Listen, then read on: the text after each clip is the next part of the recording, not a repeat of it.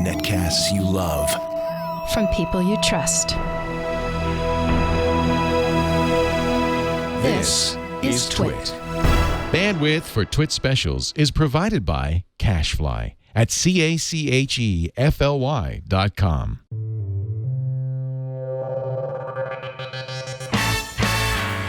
This is TWiT Live special number 255 for Wednesday, September 16th, 2015. Salesforce.com's Dreamforce. This TWiT Live special is brought to you by Braintree. If you're working on a mobile app and searching for the right payments API, check out Braintree V.0 SDK. With one simple integration, your customers get every way to pay. To learn more and to try out the sandbox, go to braintreepayments.com/twit. Julia Barrett, who's the Salesforce for Startups Global Program Manager. Welcome to our special coverage here of Salesforce. Thank you. Good to be here. And let's start with the basic question. What is Salesforce for Startups? So Salesforce for Startups is a relatively new program. We started 9 months ago to help startups understand the breadth of products that Salesforce offers. So we really focus in on helping startups understand how to build, grow, and give back. So build, we focus on all of our platform products to help them build an app. Grow, we focus on marketing automation, learning about CRM and how to use it, customer service, and give back is really where we encourage startups to integrate philanthropy into their business model. So it's a program that startups would join, is that right? Yes, it's open, free to join, global, and we really encourage any startup at any stage to join. You need to be a Salesforce.com customer to join? You don't. Actually, we really encourage startups who are not to join our program because we're really here to educate you on our products and also just our philosophy and how we run our business. Giving back, like here we are in the schoolhouse, it's really, really core component of our program. I'm sorry to interrupt, but you mentioned the schoolhouse. This is an effort to collect 1 million books, is that right? Yes, the largest book drive in the world. So we will get to our 1 million goal, which is pretty exciting. I think they're painting a graph outside here, and I think we're at like 700,000-ish. So we're almost there. It's like a Jerry Lewis telethon out there. It's They're pretty painting awesome. the numbers. You mentioned services that are provided to startups free of charge. These include the Salesforce One mobile platform, some other things. Can you talk generally about what those specific services are? Yes, so our program is really focused on education versus free product, because we really firmly believe that we need to actually help you get started with the product before we worry about even the pricing. So we're really focused on helping you understand what our products are and whether or not they're right for you. And if they are, we provide a lot of the get started materials to help you get going. With our Sales Cloud product, for instance, we offer a pre-configured version. So we try to simplify the view. So when you spin up your Sales Cloud instance, it's a little bit easier to get started for you, like if you don't have any experience with CRM, which we often find in the startup ecosystem. People might be surprised to hear this, that it's actually not that hard to get funding for a startup. What's hard is to get customers for a startup. So that's really your specialty. How do you help startups get customers? Yes, there's nothing more important to Salesforce than our customers and our customer success. And for Salesforce for Startups, it's an amazing opportunity for us to help startups kind of understand that and to figure out how they can leverage customer service to really pick up their customer growth.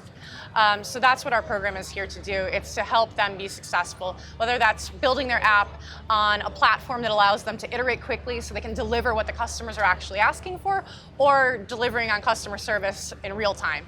And this is a global program, not just the United States, right? Global. So first of all, you probably have crazy frequent flyer miles because you're probably traveling all over the place. And second of all, though, I think what's most interesting is how do startups differ around the world? I mean, obviously here we're in Silicon, San Francisco is the epicenter of startups right now. Yes. Silicon Valley is right there. It's all part of one sort of big effort. That's one culture. How does it differ across the country, across the world? How do startups differ, what their needs are, and so on? Well, something that's been really interesting to me, and again, only 9 months old, only 45% of our members are actually in the US. So a large percentage of our members are across the world, and that's over 80 countries. So it's been pretty amazing seeing that grow organically. In different markets, like you said, it's very different. It's exciting for us to go into, even markets here in the US, it's exciting for us to go in and see the innovation that's happening everywhere. Silicon Valley gets a lot of attention, but innovation can happen anywhere, and it is happening anywhere. Actually, in a week or two, I'll be partnering up with the Rise of the Rest Tour, which is Steve Case's event that he runs maybe every quarter. We'll be hitting up a bunch of different cities across the Northeast to, again, empower smaller markets that don't necessarily get the attention that Silicon Valley does.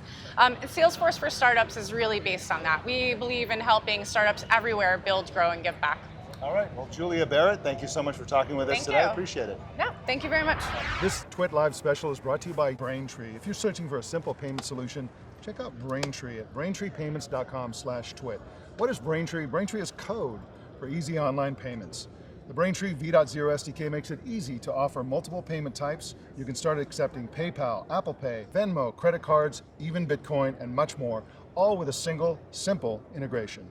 Braintree gives you an easy way to accept multiple payment types with that single integration, quick, knowledgeable developer support if you have any questions, and with the Braintree V.0 SDK, one small snippet of code, and you're all set up in less than 10 minutes. Check out Braintree today at braintreepayments.com/twit. Okay, so we're talking to Leila Seca, the Senior Vice President and General Manager for Desk.com at Salesforce.com. Tell us about Desk.com. I know that everybody at this conference knows everything about you, but for a lot of tech enthusiasts and business people out there, tell us exactly what Desk.com is and where it came from. Sure. So Desk.com is Salesforce's all-in-one customer support app for fast-growing companies. So when you're a little company, you need to make sure you're listening to your customers. You need to make sure they are where you are, but you often don't have a lot of time, right? And the CEO is the head of support or answering support cases. So Desk lets you get up and running in hours. And all of a sudden you have a listening channel where you can really communicate with your customers. And because Desk is part of Salesforce, you have this integrated 360-degree view of your customer, whereby what's happening on the support side is known by the sales side, is known by the marketing side, is known by all the different parts of your company, so that everyone can really work together to optimize the experience for your customer. Now, you talk a lot about customer sentiment and how you figured out how to do something to make sure that customers are happy, that they're being successful, and so on. Can you talk about? Let's start waking up in the middle of the night. Sure. So I run a customer support software company. I run a startup inside a Fortune 500 company. I have a really interesting job, but I worry about my customers. I think about my customers all the time. So I was telling a story earlier, but I woke up in the middle of the night, which often happens to me, and I was like, how healthy are my customers? Do my customers love Desk? Are they happy? What are they thinking? Beyond the customer sat component, which I think customer satisfaction is really important, but I think we're evolving to an age where that's just one input, right? I think the sentiment is really important. So we built a feature called Customer Health Monitor, which you'll see at Dreamforce here.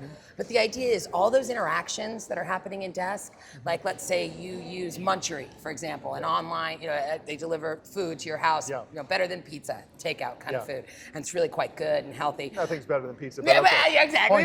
More healthy. You can eat a family meal kind of thing you can get from Munchery. But there, we enter tickets. I didn't want this, or I wanted that, or where is it, or I didn't pay the driver, or whatever. There's all these different interactions, and all those interactions have data about how your customer is doing that we have not necessarily been harnessing as much as we should. So what we did with Customer Health Monitor is now all those interactions, you start to get a sense. So you can see Leila's entered 10 cases in the last week. Her customer sat may look green because I respond, yes, it was good, I liked this service, but I'm interacting a lot. So maybe that gives the agent a little idea of my sentiment. So they're not gonna get on the phone and be like, hey Leila, what's up? They're gonna get on the phone and be like, hi Leila, how are you? I see that you've been entering a lot of tickets. How's it going with the service? Are you happy? Is there anything I can do? And all of a sudden I am attached to the company. The company knows me, they care about me, they know I've been entering tickets. The agent is talking to me like a human, not like, did you turn on your computer? There's a human component to things. And I really believe going forward, this is the future for companies. If you look at what companies like Uber are doing, or Lux, or Munchery, or Sonos, or any of these companies, they're taking things we did for a long time and they're making them better. And how they're making them better is by optimizing the service they put around them, right? Uber didn't change taxis. Still get in the car and you still go to the place and you get out of the car and you give someone money. they took all the parts of taxi that sucked out, like waiting for it, worrying whether it was going to be there, paying in cash, figuring out the tip. All that's gone now. And the parts that suck for the driver as well. Sure, like so you have making change, trying to find people, getting, getting called, where is this apartment building? Now they just look on your phone, you know where you're going, you know who you're picking up. I mean, I love it when I get in my Uber. They're like, Layla? And I'm like, yeah. Joe? It changed the way we looked at that, and they really optimized around service. And I firmly believe the future of CRM is all about service and really customer, the experience you give your customer when they interact with your product, with your company. It's interesting this idea that you've come up with for interacting with in a way that's compatible with the mindset. Because I'm reading this book called Machines of Loving Grace by John Markoff, and he sees the world of computer science and AI and algorithms and artificial intelligence as being two worlds. There's the world that wants to replace the human, and of course they're working on that. They're working on making Siri. Eventually, in 10 years, Siri will be able to know if you're upset or you're happy or whatever and respond to your query. Yes. But then there's the other side, which he's a cheerleader for, which is give the human being the tools to do that. And that's what you're talking about. You're talking about using technology to enable a person to be a better person to that person, be more responsive and contextual for that person. I see it time and time again. And then the wonderful thing about customer support is we all feel it in our daily life. You don't have to, it's your living, you feel support. And we all know what a great support experience feels like. And we all know what a terrible one feels like. And I have this theory too, I'm Gen X, I'm squarely Gen X. A lot of the people that work for me are millennials. I'm barely Gen X. You're with me, we're together, you're with me. But a lot of the people that work for me are millennials, and they have great ideas and they're pushing the envelope and they know things I don't know. And it's super interesting. But one of the things I've learned from them is they will not tolerate bad service. And I, as a Gen Xer, I grew up I remember when the Colgate thing said 1-800, my mom was excited there was a number she could call, not that she ever called it. But I remember when I dialed the 1-800 number, that was always a moment of failure for me, and I expected a bad experience. I expect to be disappointed when I contacted this support organization back in the day. And that was my expectation of support. My millennial employees have taught me to shift my expectation. Now, if I have a bad support experience, I'm like, forget it. There's someone else that really wants me, that's trying, and I think this will be the differentiator for companies going forward. Yeah, absolutely. Now, here at Dreamforce, this conference has really taken over a huge chunk of San Francisco. The street is blocked off, the Urban Buena Center is taken over, Moscone is taken over in its entirety, the parks, everything is been completely taken over, including the Metreon Theater. Here, we're in the Metreon's theater complex. It's a huge megaplex of theaters. I've been here many times to see movies. And so people can get popcorn and then go to various sessions in movie theaters. It's really cool. Now, tell us about this Startup Summit that you've been involved in forming. What is this all about, and who's it for, and what's happening here? Sure. So, Dreamforce is a wonderful place for great minds to get together and think about interesting topics. And at Desk, we serve a lot of small companies, right? And RelateIQ does the same thing. So we are really committed to the small business, and Startup Summit is kind of the how that all came to be. So the idea came up on my team. We really wanted to focus a day and a half of programming to people that were building their companies on Salesforce, looking to Salesforce and our partners and our customers and our friends to help them think about things they should do. So created this day and a half of content where we brought in thought leaders, top VCs, Byron Deere from Bessemer, Adrian Grenier was here yesterday talking about entrepreneurship in Hollywood. I just did a talk with Sophia Amoroso. She founded Nasty Gal Clothing. But the idea was we really wanted to bring inspirational people forward and kind of give our startup community a more intimate situation to interact with those folks. And then there's also a practical track where we're how do you do effective email marketing with Pardot? And how do you use RelateIQ to get smarter? And how do you use Desk to do better customer support?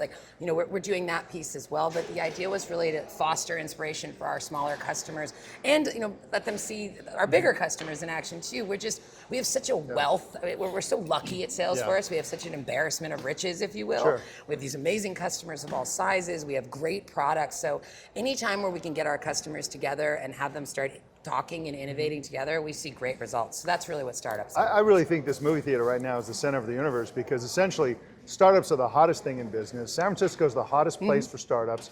And here we are in the center of San Francisco at a startup summit here in this movie theater. This is It's pretty great. awesome. Pretty awesome. I'm really happy. And we've heard feedback. A lot of our CEOs, a lot of my customers are here, and they're like, I got great ideas. I met this awesome person, and that's what Dreamforce really did. You get great ideas, and you meet awesome people, and you figure out. I mean, I don't know how many companies have started at Dreamforce. I have watched myself at least 50 ideas begin at this company at this conference over the last 8 years. I know they're real companies, like they're expoing on the floor. So to be involved, and yes, it takes over San Francisco. I grew up here, so my whole family's here.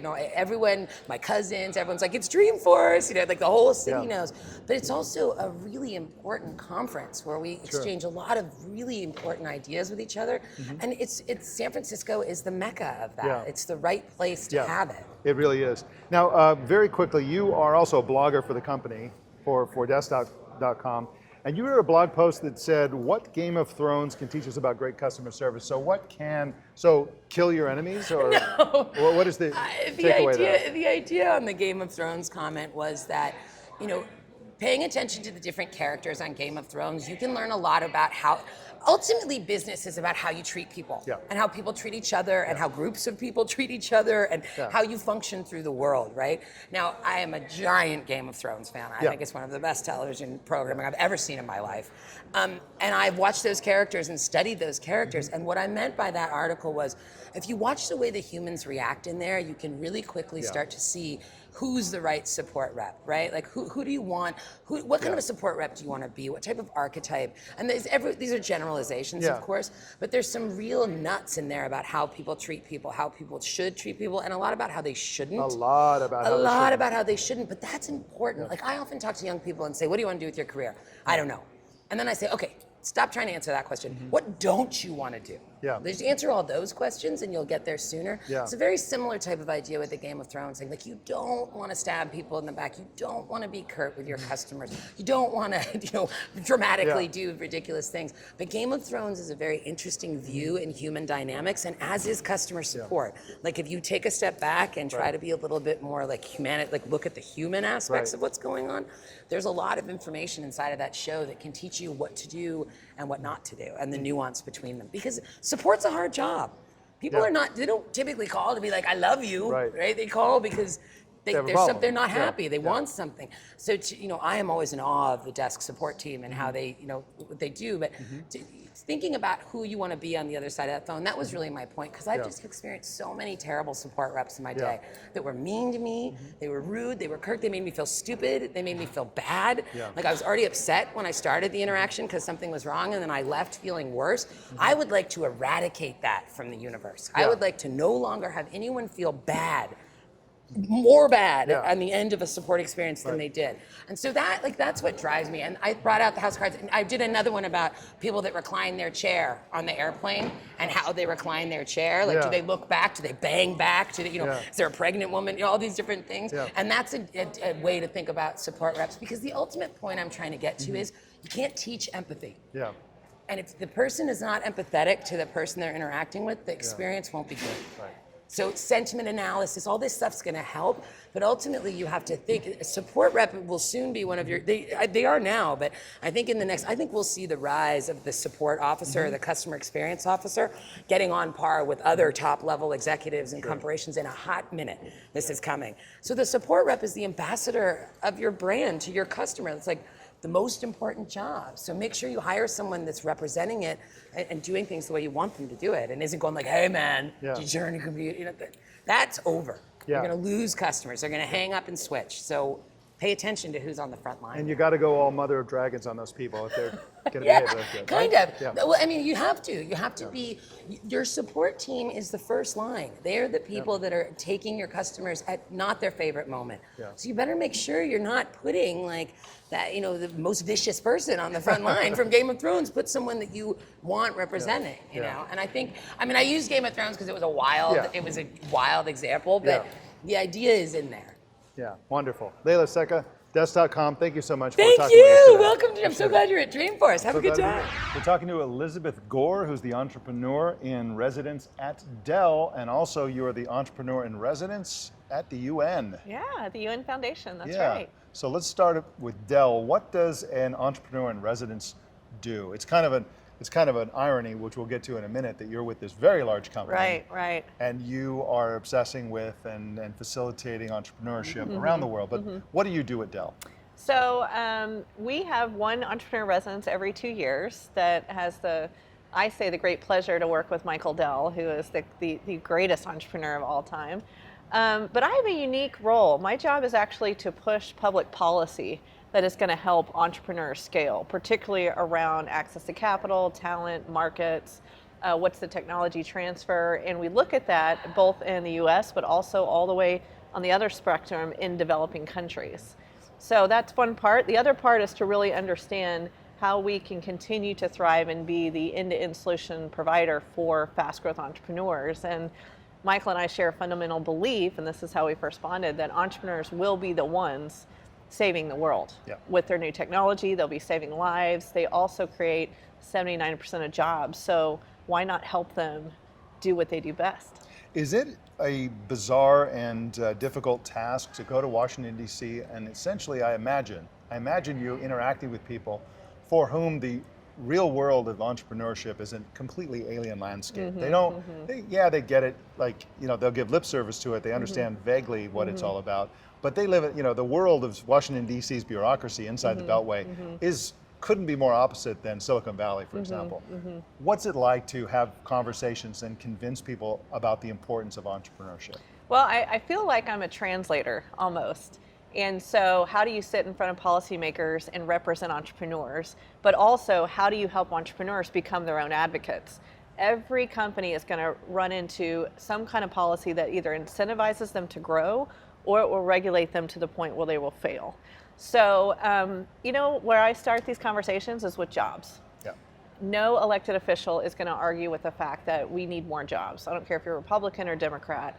Entrepreneurs are creating in this country about 71% of jobs. And a lot of people think they're coming from bigger companies, but it's actually the fast growth entrepreneur. Let me interrupt you there and ask you a controversial question, which is, does that follow then that we need to expand the H-1B visa program?